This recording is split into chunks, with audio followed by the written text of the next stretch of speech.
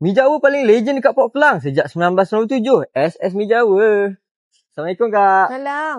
Akak jual mi Jawa kak? Ya, jual mi Jawa, dek. Akak jual mi Jawa apa kak? Mi Jawa Suwarno. Biasa ada, special ada. Spesial ada apa kak? Special ada ayam atau daging. Ada ayam atau daging? Dia Kalau yang campur mana? boleh kak? Campur pun boleh. Okey, kalau macam tu akak bagi saya mi Jawa special satu. Mi Jawa satu, Mi dek. Jawa biasa berapa ringgit kak? Mi Jawa biasa RM7.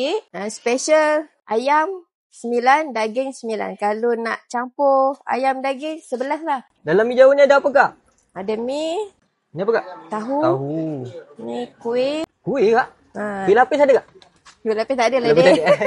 Kuih lapis ada apa pagi. Oh, pagi Ni kuih kuning lah. Ni telur, dek. Telur. Ni daging. Daging kak. Ni Ayam ayam dia, Kak? cari-cari.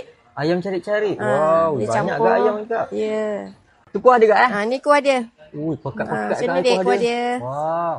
Berasap je kak. Ni udang, Udang. bawang goreng, Bawang goreng. Tu kak. daun sup, Daun sup. cili, Cili. limau. Limau. Okey, ini yang special kak Ni special. Kedai buka hari apa kak? Kedai buka setiap hari, cuti hari Jumaat. Cuti Jumaat. Pukul berapa kak buka? Buka 10 pagi, 10 malam. Pagi 10 malam. Okey kak, saya makan dulu kak. Terima kasih. Nama.